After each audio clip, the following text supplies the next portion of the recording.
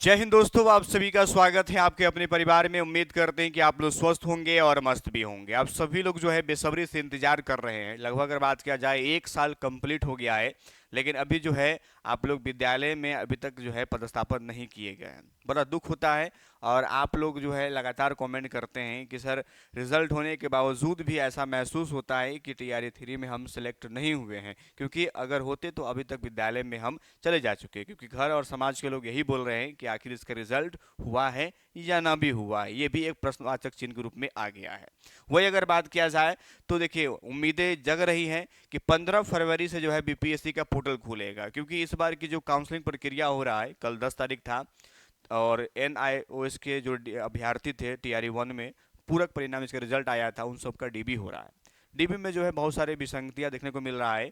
वहाँ पर जो है जिस विद्यालय में आप कार्यरत थे, वहाँ से जो है आपका डाटा मंगवाया जा रहा है कि आप कब से कार्यरत थे, आपकी योग्यता कितनी थी, आपके पास पे स्लिप है या नहीं है, विद्यालय आपका रजिस्टर्ड है या नहीं है। ये सब जांच पड़ताल हो रहा है। ऐसे में जो है अभ्यर्थियों को काउंसलिंग तो हुआ है, लेकिन साथ में रिसीविंग नहीं दिया गया। आपको पता होगा कि सुप्रीम कोर्ट का एक निर्णय था जहाँ पर इसको इनवैलिड करार दिया गया, फिर वही सुप्रीम कोर्ट इसको वैलिड करार दिया गया, तो अब यहाँ पर वो वैलिड हो गया है। तो जो भी अभ्यर्थी आगे की तैयारी करेंगे NISO के, उन अभ्यर्थियों को ये सारे प्रमाण पत्र जो है आवश्यक बनवा लेंगे, क्योंकि आपसे आगे खोजा जाएगा। वो हम NISO की बात कर लेते हैं।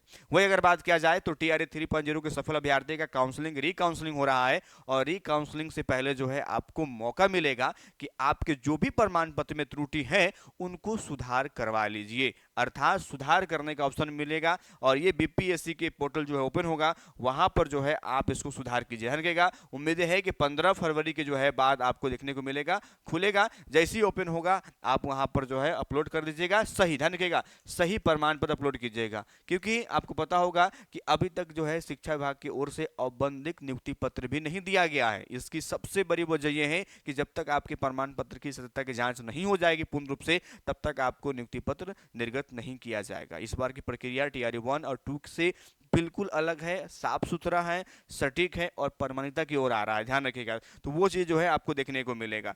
कुछ बच्चों का सवाल था कि सर, जब TRE 1 और 2 में जब मौका दिया गया था, तो वहाँ पर जो गैजेटेड ऑफिसर होते हैं, यानी राजपत्रित अधिकारी जो होते हैं, उनसे साइन करवाने की बातें कही गई थी। क्या इस बार भी कुछ ऐसा रहेगा? क्या हम लोग को सिंह से करा के रखना चाहिए या नहीं, या वेट करना चाहिए? ध्यान रखिएगा, देखिए TRE 1-2 के कुछ नियम अलग थे और TRE 3 के नियम अलग है। तो ऐसे में जो है आपको घबराने की बिल्कुल आवश्यकता नहीं, आप धैर्य रखिए।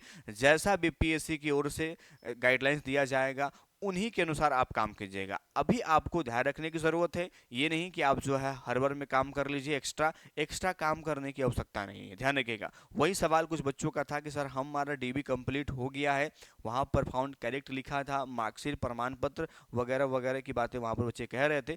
ध्यान रखिएगा कि मार्कशीट, सर्टिफिकेट दोनों में से कोई आप अपलोड किए हैं, बिल्कुल वो सही है। ध्यान रखिएगा। दूसरी बात, जिनका फाउंड करेक्ट है उनको किसी तरह के डॉक्यूमेंट अपलोड नहीं करना है, क्योंकि बहुत बच्चों का सवाल आ रहा था कि सर, हम मार्कशीट दिए हैं, क्या हम सर्टिफिकेट अपलोड कर दिए? कुछ बच्चों का नाम सर, हम सर्टिफिकेट अपलोड किए थे, क्या हम मार्कशीट कर दे? ध्यान रखिएगा, अगर आपका फाउंड करेक्ट है तो आपको किसी प्रकार का उसमें परिवर्तन नहीं करना है, क्योंकि आपका रिकाउंसलिंग नहीं होगा। ध्यान रखिएगा। वही महत्वपूर्ण सवाल आ जाता है, नेक्स्ट आगे बढ़ेंगे, पूरक रिजल्ट। ध्यान रखिएगा, ये बहुत बच्चों का कह सकते हैं कि सवाल है कि सर, पूरक रिजल्ट के बारे में कुछ कहते क्यों नहीं है? देखिए, पूरक रिजल्ट के बारे में BPSC ये बात को पहले ही स्पष्ट कर दिया है कि हम पूरक रिजल्ट देंगे। शिक्षा विभाग जो सीट की आंकड़ाएं हमें उपलब्ध कराएगी, उनके अनुसार हम देंगे। तो 100% आपका पूरक रिजल्ट आ रहा है, आपको घबराने की आवश्यकता नहीं है, बस धैर्य रखने की आवश्यकता है, क्योंकि इसके अलावा और कुछ है ही नहीं।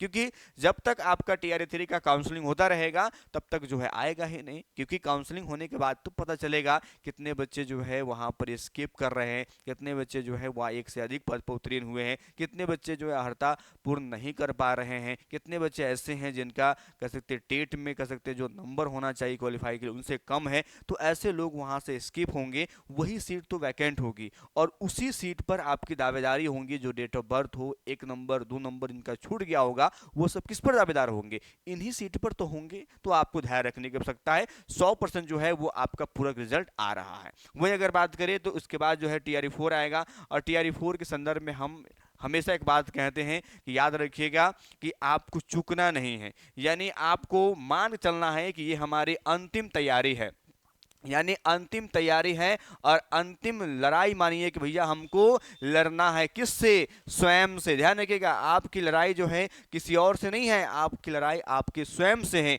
क्योंकि आप खुद जानते हैं कि आप में कितनी कमी है, आपका कौन सा पर्सन मजबूत है और कौन सा कमजोर है। और उसी को ध्यान रखते हुए जो है हमने एनसीईआरटी एससीईआरटी दोनों को हमने कह सकते हैं कि महत्वपूर्ण कारक बनाते हुए जो है हमने एक बुक तैयार किया और हजारों अभ्यर्थी इसका लाभ उठा रहे हैं और पढ़ भी रहे हैं। और अच्छी बात यह है कि इन संपूर्ण बुक को जो है रात्रि 8 बजे जो हम लाइव आते हैं तो चैप्टर वाइज एमसीक्यू क्वेश्चन के साथ में संपूर्ण विश्लेषण दे रहे हैं। और हमने कल रात्रि में जो वीडियो नहीं देखे होंगे, कल रात्रि वाला वीडियो जो है 1857 की क्रांति को हमने प्रश्न के माध्यम से एमसीक्यू क्वेश्चन लाए, उसको जरूर देख लीजिएगा। और आज जो है फिर से आपका मॉक होने वाला है, ठीक है, तो ये बुक जो है आप मंगवा लीजिएगा ताकि आपको पता चलता रहे कि कौन सा चैप्टर पढ़ाई हो रहा है, तो आपको आसानी रहेगा। यहाँ पर नंबर आपको दिख रहा होगा 87579098 पर मुझे मैसेज कीजिएगा व्हाट्सएप पर बुक लेकर, बाकी की जो है कार्रवाई आगे हम कर लेंगे।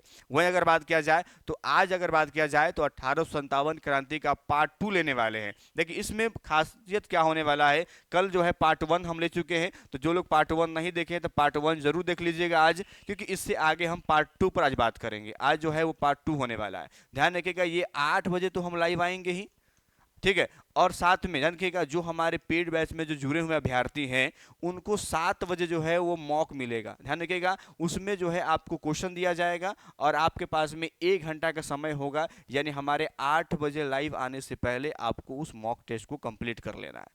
8 बजे जो है उसी का हम क्या करेंगे, संपूर्ण जो है विश्लेषण करने वाले हैं। ध्यान रखिएगा 8 बजे हम लाइव आएंगे, तो 8 बजे जो है सभी अभ्यर्थी जुड़िएगा, क्योंकि आज 1857 क्रांति का पार्ट 2 होगा और आज के क्वेश्चन जो होंगे उसमें 50% जो है बिहार से संबंधित होंगे कि बिहार में 1857 क्रांति में क्या प्रभाव रहा और इसमें किस प्रकार का सहयोग देखने को मिला विद्रोहियों के द्वारा और क्या वजह रहा कि यहाँ पर भी जो है अंग्रेज जो है सफल रहा। ये तमाम क्वेश्चन के माध्यम से जो है रात्रि 8 बजे हम करवाने वाले। तो आज जो है संख्या पहले की अपेक्षा जो कल आप लोगों की संख्या कम थी, हो सकता है बहुत लोगों को जानकारी नहीं रहा होगा कि सर जो है अपने बुक का संपूर्ण विश्लेषण देने वाले हैं, तो आज जो है आप लोग सभी लोग शेयर कर दीजिएगा ताकि 8 बजे की संख्या जो है दमदार रहेगा, ताकि क्वेश्चन का पैटर्न भी आपको हम दमदार देने का प्रयास करेंगे। मिलेंगे आपसे नेक्स्ट वीडियो में, जय हिंद जय भारत।